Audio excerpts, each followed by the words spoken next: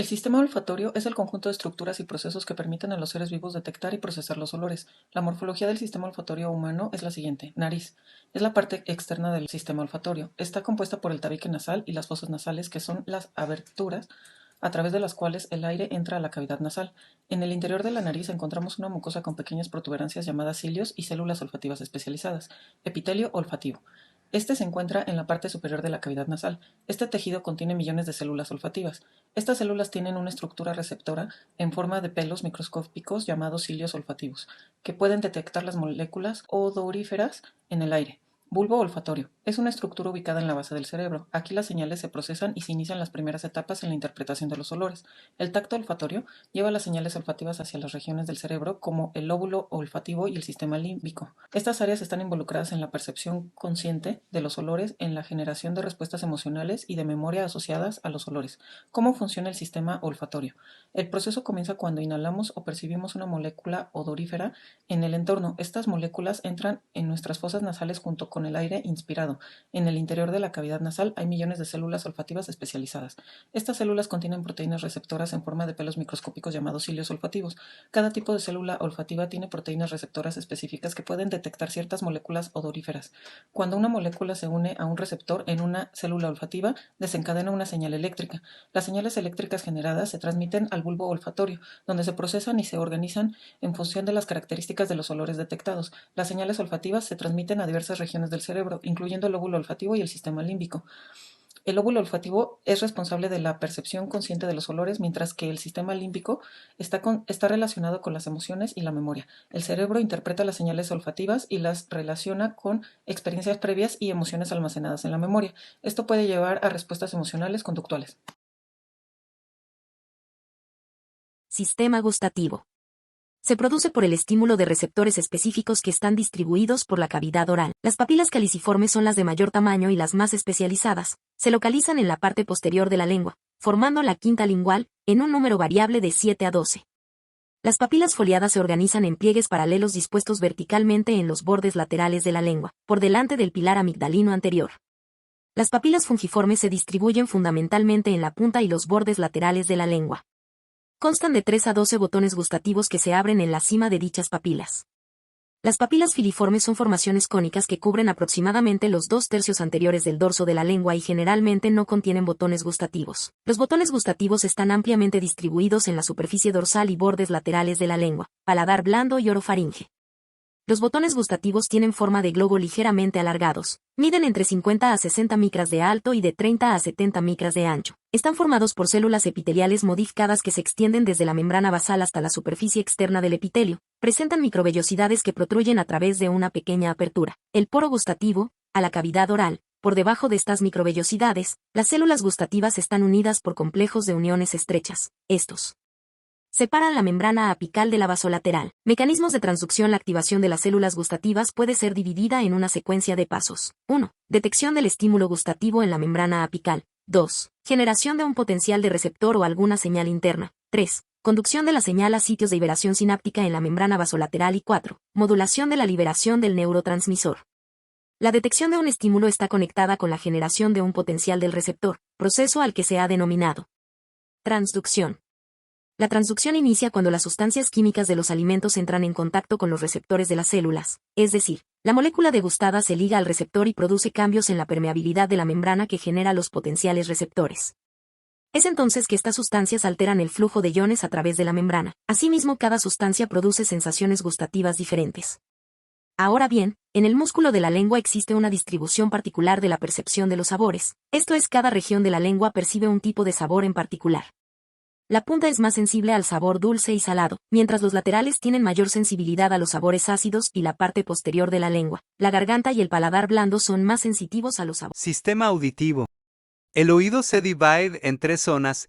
El oído externo está formado por el pabellón auricular, el cual dirige las ondas sonoras hacia el conducto auditivo externo a través del orificio auditivo.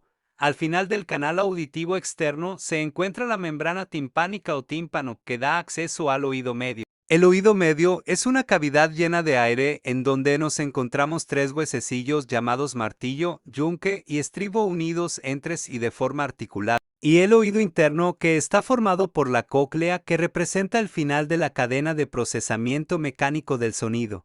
Ahí se provoca la transducción en estímulos bioeléctricos que nos darán como resultado la generación de impulsos eléctricos a través del nervio hacia los núcleos auditivos. La función de la vía auditiva ascendente es transmitir señales acústicas al encéfalo, donde se elaboran y convierten en una percepción consciente. La vía auditiva es una cadena de 5 grupos neuronales y tiene una organización tonotópica.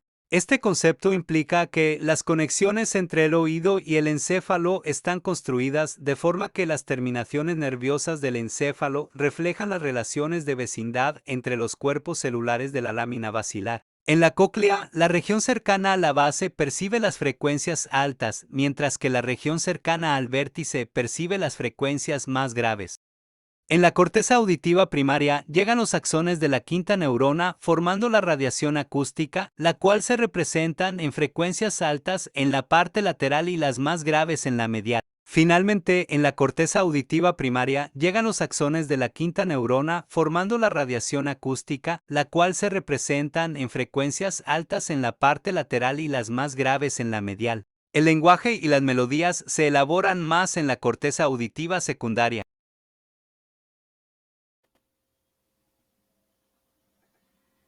En el sistema vestibular nos vamos a encargar básicamente en esta presentación de hablar del vestíbulo, que es el que se encarga de regular el equilibrio. Para esto vamos a mencionar que hay dos tipos de equilibrio: el equilibrio estático, que comprende la conservación de la postura corporal, principalmente de la cabeza, en relación con la fuerza gravitatoria, y el equilibrio dinámico, que comprende la conservación de la postura corporal, principalmente de la cabeza, en respuesta a movimientos repentinos como los de rotación, aceleración y desaceleración.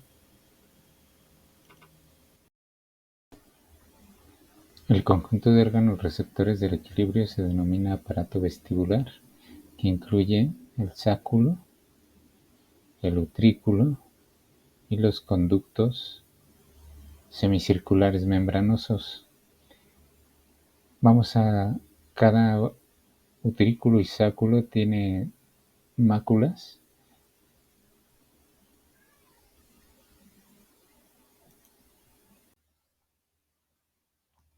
Ambas máculas constan de dos tipos de células: las células pilosas, que son los receptores sensoriales, y las células de sostén. Las células pilosas tienen prolongaciones a manera de pestañas que consisten en 70 o más estereocilios, que en realidad son microvellosidades, y un sinocilio, el cual es un ciliocilio convencional anclado firmemente a su cuerpo basal, que se extiende más allá del estereocilio más largo. Aquí podemos ver las células de sostén, las fibras nerviosas, el cinecilio, el estereocilio, los otolitos y la membrana otolítica. Estas, como se puede ver aquí en la imagen, pues van a estar unidas entre sí.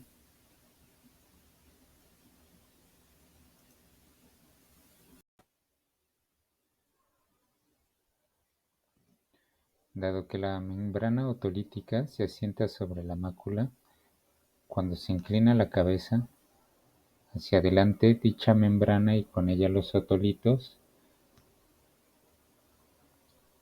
se ve arrastrada por la fuerza de gravedad sobre las células pilosas en dirección del movimiento, lo cual hace que se inclinen los otolitos.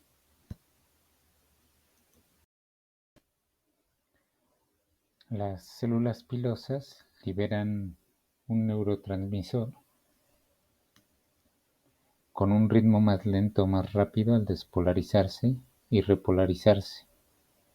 Además, tienen sinapsis con neuronas sensoriales de primer orden que son parte del nervio vestibular, rama del nervio vestíbulo-coclear. Estas neuronas envían impulsos con ritmo lento o rápido según la cantidad de neurotransmisor presente.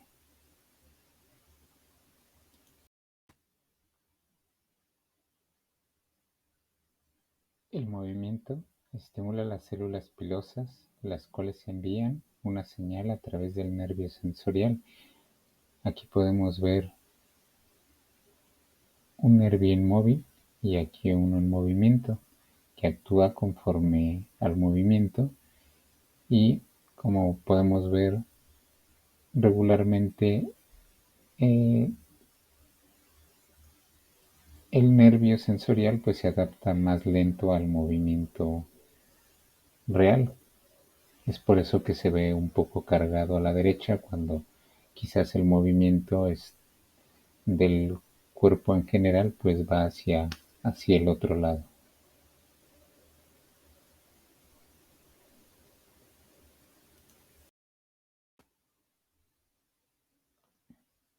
La mayoría de las fibras del nervio vestibular entran en el tallo encefálico y terminan en diversos núcleos vestibulares del bulbo raquídeo y protuberancia. Las demás llegan al cerebelo por el pedúnculo cerebeloso inferior. Los núcleos vestibulares y el cerebelo tienen conexiones bidireccionales entre sí.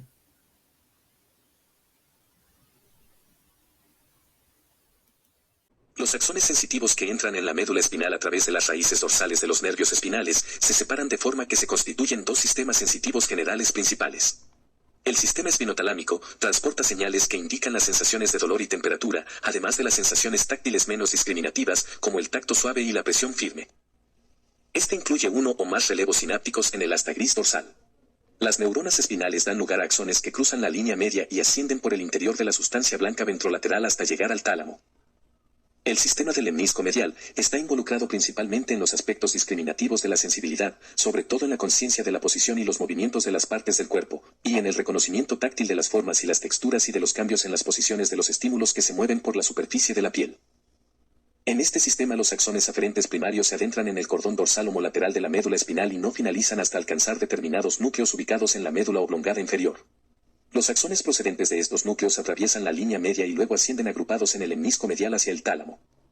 Los tractos trigeminotalámicos ejercen las mismas funciones que los sistemas espinotalámico y del lemnisco medial, pero en la cabeza. Los receptores del dolor, nociceptores, son los terminales axónicos no encapsulados de las fibras más finas del grupo A y de las fibras amielínicas grupo C.